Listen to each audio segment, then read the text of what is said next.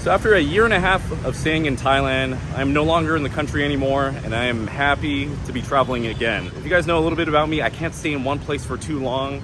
I get bored very easily, and that's kind of how I feel about my dating life. I shouldn't have said that. I don't know, maybe it's just me being kind of a nomad where I don't stay in one place for too long. I constantly need to be on the move to stimulate my mind. But I'm here in Saigon, Vietnam. I'm gonna do a little bit of exploring some touristy stuff. We're gonna eat a shit ton of food, and we'll see what the hell we're gonna be doing. Here with my good friend Evan. If you guys remember Evan, he's with me. We're gonna be spending a couple days exploring here in Saigon, Vietnam. And so far, when I compare Saigon to, let's say, Bangkok, I'm loving it already. The temperature right now is definitely much cooler. One of the biggest differences I want to show you guys. Check out the roads here and the sidewalks, the infrastructure. If you guys have spent some time in Bangkok, especially in one of the nicer affluent areas, a lot of the sidewalks are often dilapidated. They're very uneven. It seems like at any moment you can roll your effing ankle. But look at these sidewalks now. Look, this shit is awesome. Look at these roads. All the bricks are all evenly. This is like proper walking conditions. Don't mind. What the fuck? We're here at the post office. The Saigon post office. I don't know what's so special about this first place. Let's go check it out. Now, fun little fact, this was a monumental central post office that was completed in 1891. As of today, in 2022, it's still operational. There's still customers going in and out. Also, another fun little fact, both my parents, they worked and retired from the US Post Office.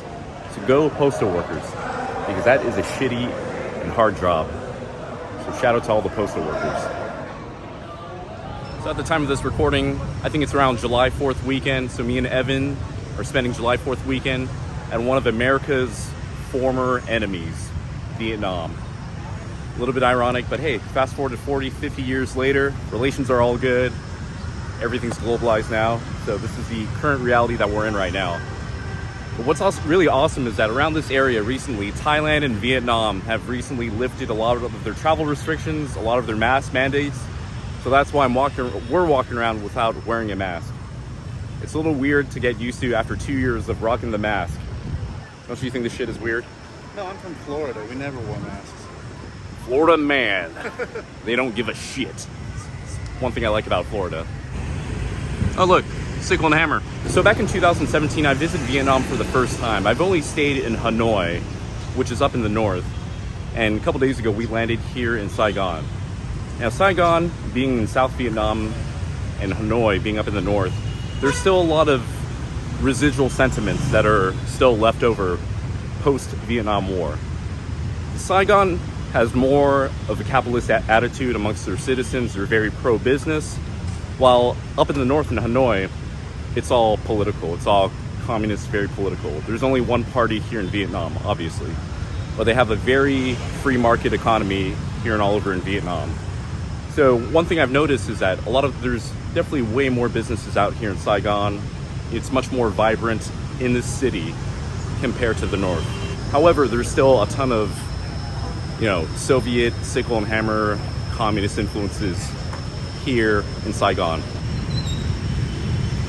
We've been walking for 20 minutes, and I've been looking up and around, because when I'm in Thailand, I'm looking down the whole time, trying not to trip on something. Well, it's like you're looking down, slip. trying to make sure you don't roll your ankle or slip. You're just trying not to die the whole time you're walking around in Thailand, because you got to look at the ground the whole time and try not to fall and break your fucking neck. Yeah. But here you can look up, look around, not have to worry about falling. It's nice. I guess we'll stay here forever. Okay.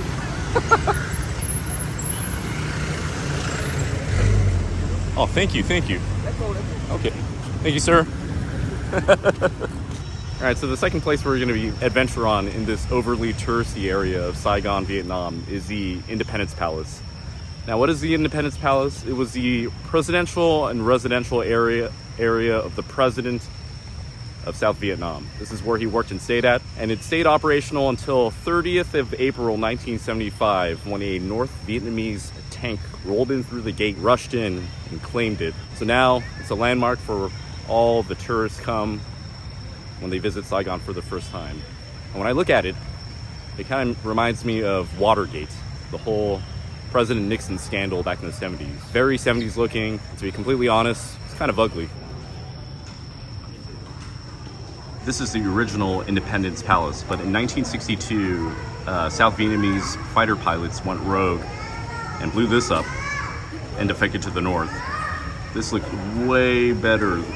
So much more character, more culture in this Independence Palace. And now we're left with the Nixon Palace. Another sickle and hammer. So we're on the rooftop of the Independence Palace. Got a non-operational UH-1 Huey, which is obviously a helicopter used to transport, do recon missions. It's mostly an all-purpose helicopter. It looks like they have one that's decommissioned here. It's no longer in use. All right, taking a break. Grabbing some of this BS Saigon Special, because when you travel, beer is important, especially during this hot climate. Cheers, buddy. Cheers. To Vietnam. Oh, shit. Oh God, that's embarrassing. I think it's only 90 cents a beer. This is not bad. Yesterday we tried a Saigon beer called 333. Long story short, that one was disgusting. But this one, way better than 333. So when you're over here in Saigon, try it out. I like it. Evan, what are some observations you've seen so far comparing to Thailand? Besides the nice sidewalks, of course.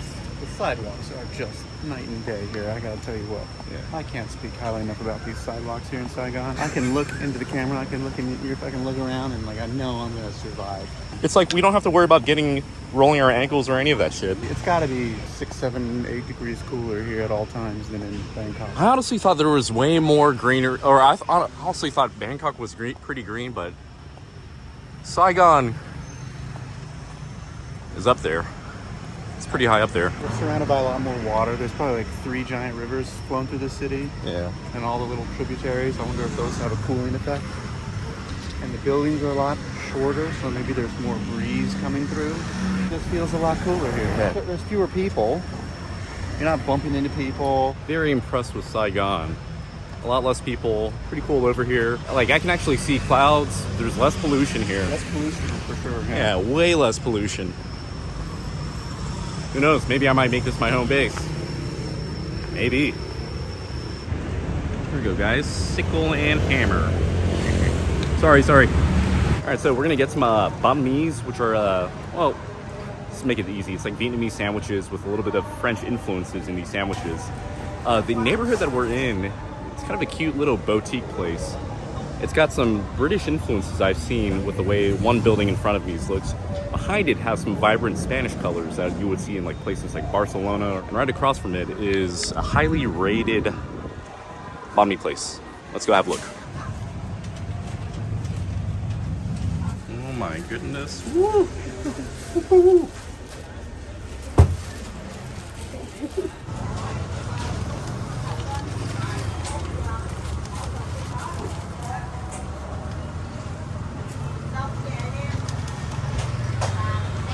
Local bread. Count. Hold on. Cheers, comrade. Comrade. Sandwich, good. All right, ladies and gentlemen.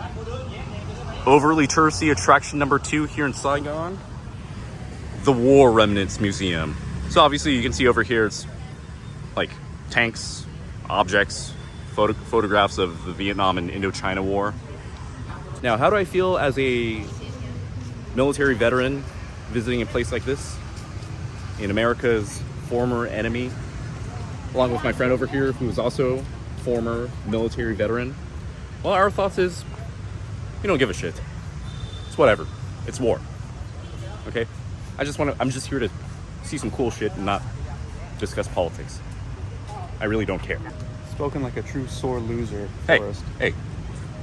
Fuck off. When we checked out the War Remnants Museum, it leaned very heavily in regards to anti-American propaganda. Naturally, there's going to be a heavy bias, of course. It showed the brutal torture of North Vietnamese army soldiers in POW camps, the use of Agent Orange, the corruption of the South Vietnamese government, and the waning support of the Vietnam War on the American home front. But you have to understand, propaganda is used heavily on both sides of the conflict. Conflicts aren't just black and white, it's always a gray issue, just like everything in life. I advise you guys, as someone who served in the military, when it comes to past, present, and future conflicts, you have to detach yourself and not blindly invest yourself on a side or a team. Be more of an individual, because there is no return on investment for debating politics and current events. It simply saps and wastes your energy. So instead, devote yourself to your own sense of purpose, your mission, and your calling, not to a person, organization, or a company, because that's how you keep your power and, most importantly, your peace.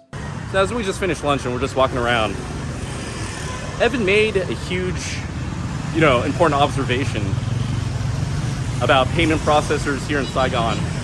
And I noticed the difference between traveling in Hanoi versus traveling in Saigon. Payment processors, acceptance. Yeah, even the small restaurants and smaller shops that you wouldn't think would take credit card, they're taking credit card. Like, they've realized that, okay, we have to pay a 2 or 3% transaction fee, which costs them money, but they've realized that they're going to do more volume and attract more foreigners or whatever, and so people take credit card here a lot more than I would have thought. Do you know why is that?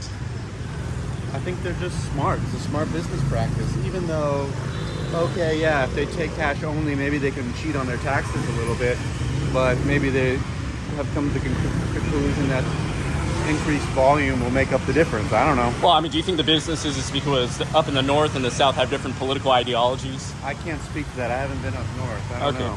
So one thing I kind of noticed is that the south here, they're much more capitalist than people up in the north. North, more communist leanings. South, very pro-business, very capitalist. All right, ladies and gentlemen, we're ending the trip at the airport lounge, heading back to Bangkok. What do you think about this place so far? This lounge? Pros and cons, everything lounge. The lounge is good. It don't fucking matter. Better than I would have expected. The airport experience was slow. It was fucking slow. It was terrible. We got bamboozled in multiple lines.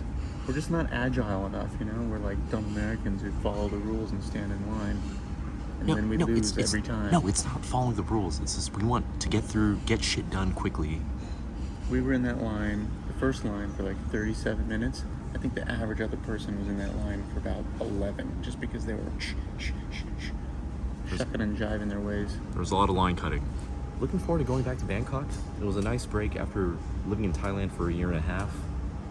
Saigon's cool. I don't know if I necessarily would want to live there. I don't know. Thailand's crazy. There's a lot of variety, and it hits all my senses. I get major sensory overload when I live in Thailand. I don't know if that's a good thing or a bad thing. That's still up for debate. Thailand doesn't have $1 banh mi on Grab. $1 banh mi on Grab. Can't beat that. Saigon. Yeah, Thailand, you guys are getting a little bit more expensive, so try to lower your prices. Inflation everywhere. But, yeah. One thing I've noticed is that I really enjoy, at my current age, I really enjoy just staying in nice places, going to lounges, taking it easy. The days of backpacker Forrest, that's pretty much done. I like to be comfortable now with my vodka soda. Cheers. Cheers. Cheers. Anyways, me and Evan are gonna be progressively drunker and drunker in the next half an hour. So I'm just gonna end this video off right here. So I love you guys. Thank you for watching. Hope to see you guys in Thailand, Vietnam, or hope to see you guys traveling out of your home country. Enjoy nice spirit, and see you guys in the next video. Love you guys. Peace. Bye.